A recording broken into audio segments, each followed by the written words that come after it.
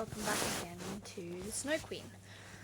For the next, I'm going to combine the 6th and 7th story together, simply because it's literally only like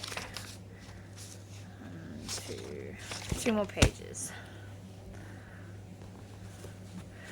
Okay, so 6th story, the Lapland woman and the Finland woman. I hope I'm actually pronouncing some of these correctly, because I don't pronounce well to begin with. They stopped at a little hut. It was very mean looking. The roof sloped nearly down to the ground, and the door was so low that the family had to creep in on their hands and knees when they went in and out. There was no one at home but an old Lapland woman who was cooking fish by the light of a train oil lamp.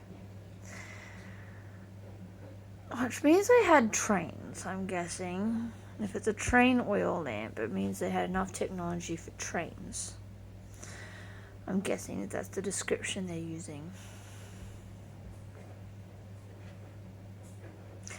The reindeer told her all about Gerda's story after having first told his own, which seemed to him the most important. But Gerda was so pinched with the cold that she could not speak. "Oh, you poor thing," said the Lapland woman. "You have quite a long way to go yet. You must travel more than 100 miles further to Finland.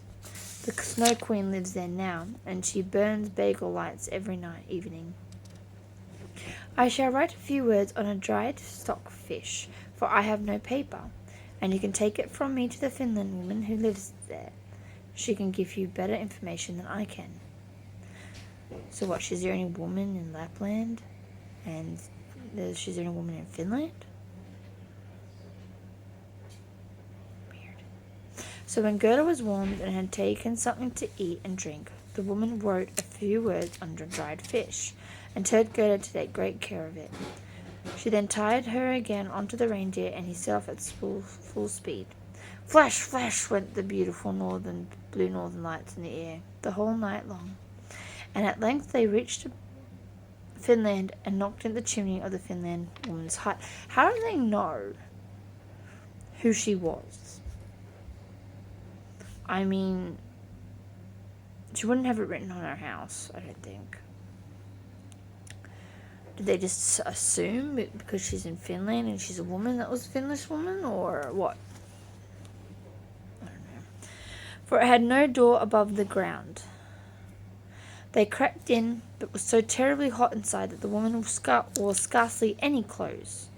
She was small and very dirty looking. She loosened little Gerda's dress and took off the fur boots and the mittens, or Gerda would have been unable to bear the heat. She then placed a piece of ice on the reindeer's head and read what was written on the dried fish. After she had read it 3 times, she knew it by heart, so she popped the fish into the soup saucepan, as she knew it was good to eat, and she never wasted anything. The reindeer told his own story first, and then little Gerda's, and the Finlander twinkled with her clever eyes, and she said nothing. But she said nothing. "You are so clever," said the reindeer. "I know you can tie all the winds of the world with a piece of twine. If a sailor unties one knot, he has a fair wind. When he unties the second, it blows hard. But if the third and fourth are loosened, then comes a storm which will uproot whole forests. Can you not give this little maiden something that will make her strong as 12 men to overcome the Snow Queen?" "The power of 12 men," said the Finland woman. "That would have been very little use." But she went to a shelf, took down and unrolled a large skin on which were inscribed wonderful characters. She read until the perspiration ran down from her forehead. Like because it was hot, or because she had to think really hard? I don't know. But the reindeer begged so hard for little Gerda, and Gerda looked at the Finland woman with such besearching, tearful eyes, that her own eyes began to twinkle again. So she drew the reindeer into the corner and whispered to him while she laid a fresh piece of ice on his head. "Little Kai is really with the Snow Queen, but he finds everything there so much to his taste and to his liking, that he believes it's the finest place in the world. But this is because he has a piece of the broken glass in his heart, and a little piece of glass in his eye. These must be taken out, or he will never be a human again." being again, and the Snow Queen will retain her power over him. But can you not give little Gerda something to help her conquer this power? I can give her no greater power than she already has, said the woman. Don't you see how strong that is?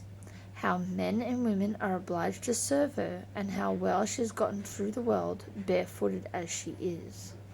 She cannot receive any power from me greater than what she has now, which consists in her own purity and innocence of heart.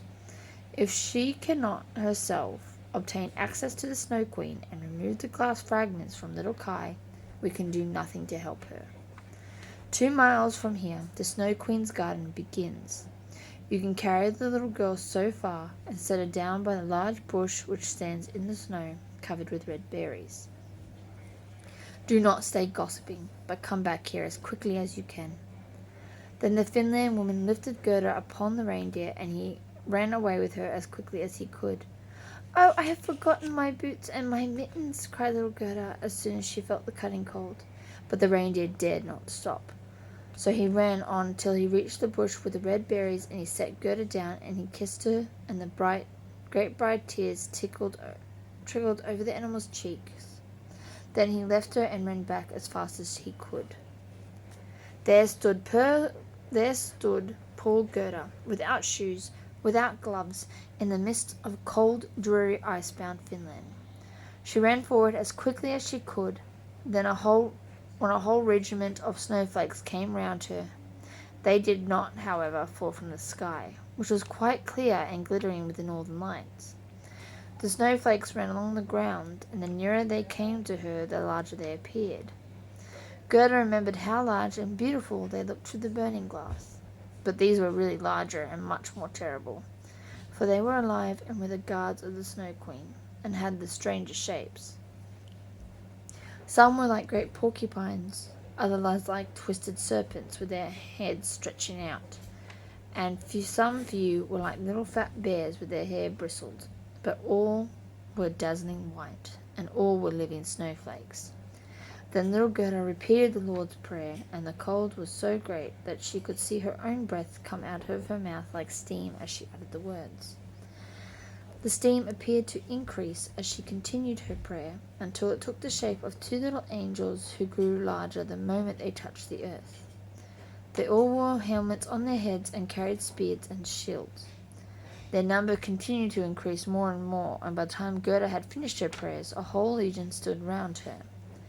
They thrust their spears into the terrible snowflakes, so that they shivered into 100 pieces, and little Gerda could go forward with courage and safety. The angels stroked her hands and feet, so she felt the cold less, and she hastened on to the Snow Queen's castle. But now we must see what Kai is doing. In truth, he has not thought of little Gerda, and never supposed that she was staying in front of the palace. Okay, so that was the 6th story. So I think we're on the last story now. We literally have 1.5 pages left to go.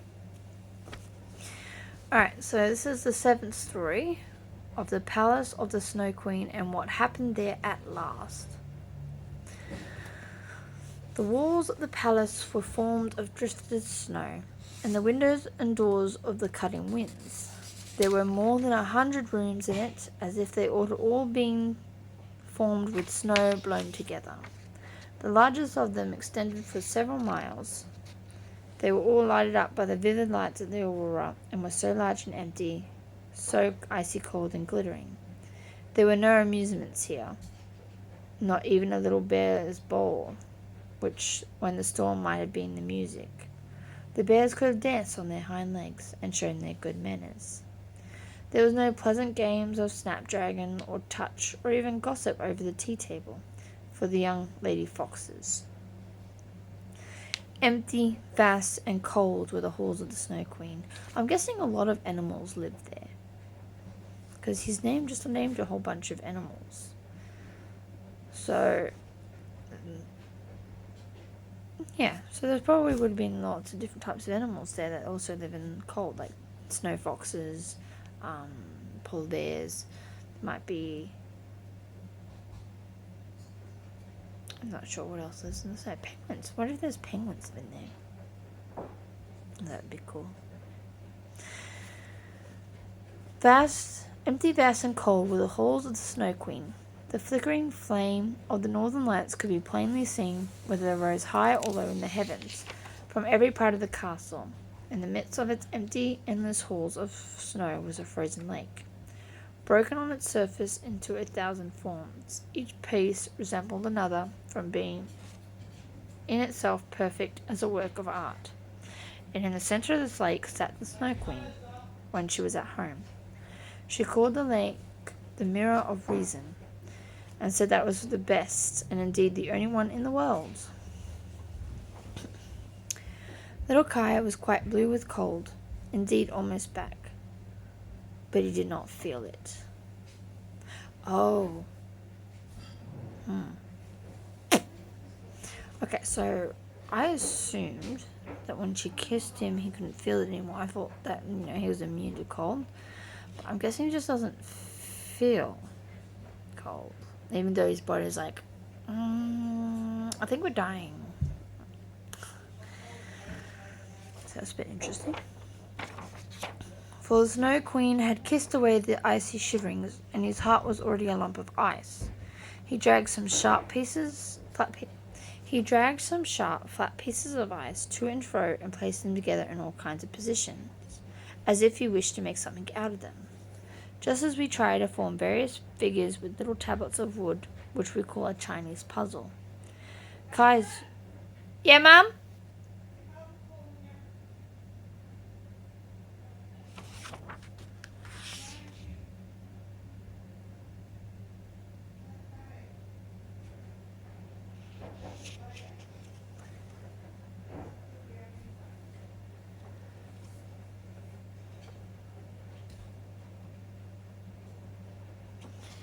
Kai's fingers were very artistic. It was the icy game of reasoning from which he played. And in his eyes the figures were very remarkable and of the highest importance. This opinion was owing to the pieces of glass still stuck in his eye. Owing to the piece of glass still stuck in his eye. I had like pieces as if there was more than one. He composed many complete figures forming different words, but there was one word he could never manage to form, although he wished it very much. It was the word eternity. The Snow Queen had said it to him, "When you find out this, you shall be your own master, and I'll give you the whole world and a new pair of skates." But he could not accomplish it. "Now I must hasten away to warmer countries," said the Snow Queen. "I will go and look into the black craters at the top of the burning mountains, Etna and Vesterus, as they are called. I shall make them look white, which will be good for them, and for the lemons and the grapes." "I'll be there in a moment. Thanks, Mom." And away flew the Snow Queen, leaving little Kai quite alone in the great hall, which has so many miles in length. So he sat and looked at his pieces of ice, and was thinking so deeply, and sat so long, that anyone might have supposed he was frozen.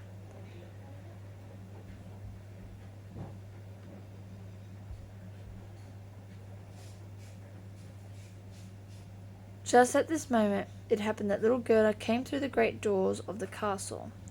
Cutting winds were raging around her, but she offered up a prayer in the... "I'm coming, Mum!" I've got one page left. Cutting winds were raging around her, but she offered up a prayer, and the winds sank down as if they were going to sleep. And she went on till she came to the large empty hall and caught sight of Kai. She knew him directly. She flew to him and threw her arms around his neck and held him fast, while she examined, "Kai, my dear little Kai, I found you at last." But he sat quite still, stiff and cold. Then little Gerda wept hot tears, which fell upon his breast and penetrated into his heart and thawed the lump of ice, and washed away the little piece of glass. I keep saying pieces as if there's more than one piece in there. And there's only one piece in his eye and one piece in his heart. There's two pieces. And yet I say pieces instead of piece.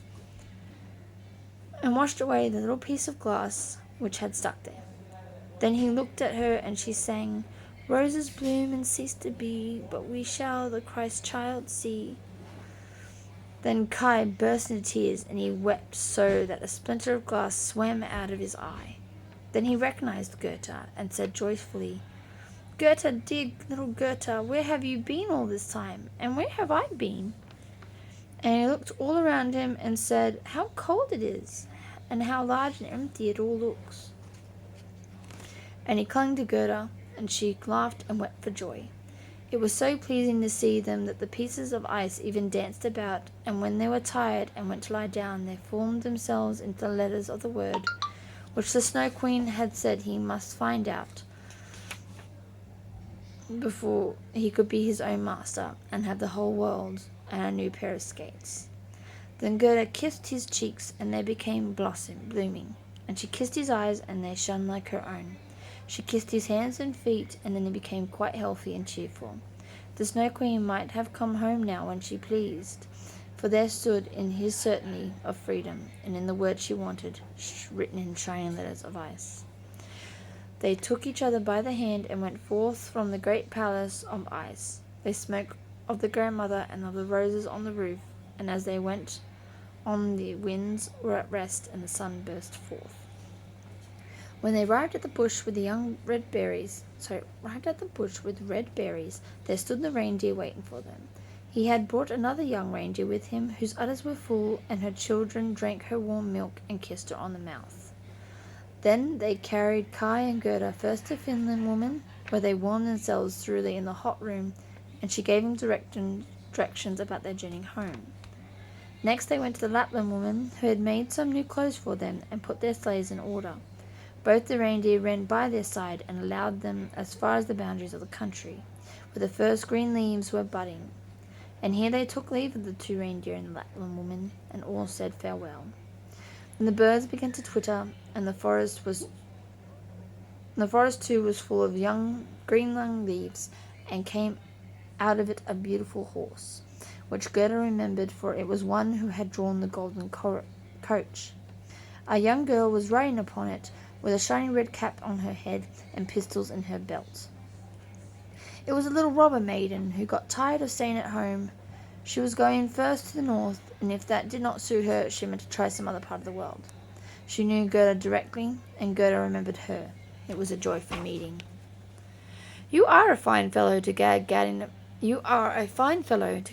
about in this way," said she to little Kai. "I should like to know whether you deserve that anyone should go to the end of the world to find you." But Gerda patted her cheeks and asked after the prince and princess. "They are gone to foreign countries," said the robber girl. "And the crow?" asked Gerda. "Oh, the crow is dead," she replied, "but his tame sweetheart is now a widow, and wears a bit of black worsted around her leg. She mourns very pitifully, but it's all stuff. But now tell me how you managed to get him back." Then Gerda and Kai told her all about it. "Snip, snap, snare, it's all right at last," said the robber girl. Then she took both their hands and promised that if she should ever pass through the town, she would call and pay them a visit. She then rode away into the wide world. But Gerda and Kai went hand in hand towards home, and as they advanced, spring appeared more lovely with its green verdure and its beautiful flowers. Very soon they recognized the large town where they had lived, and the tall steeples of the church, in which the sweet bells were ringing a merry peal as they entered it. They found their way to the grandmother's door. They went upstairs to the little room, where all looked just as it used to. The old clock was going tick, tick, and the hands pointed to the time of the day. But as they passed through the door into the room, they perceived that they were all both grown up and become man and woman. The roses out on the roof were in full bloom and peeped in at the window, and there stood the little chairs on which they had sat when children. And Kai and Gerda seated themselves, each on their own chair, and held each other by the hand, while the cold, empty grandeur of the Snow Queen's palace vanished from their memory like a painful dream. The grandmother sat in God's bright sunshine, and she read out loud from the Bible. Except ye become as little children, ye shall in no wise enter into the kingdom of God. And Kai and Gerda looked into each other's eyes, and all at once understood the words of the old song. Roses bloom and cease to be, but we shall the Christ child see. And they both sat there, grown up, yet children at heart, and it was summer. Warm, beautiful summer.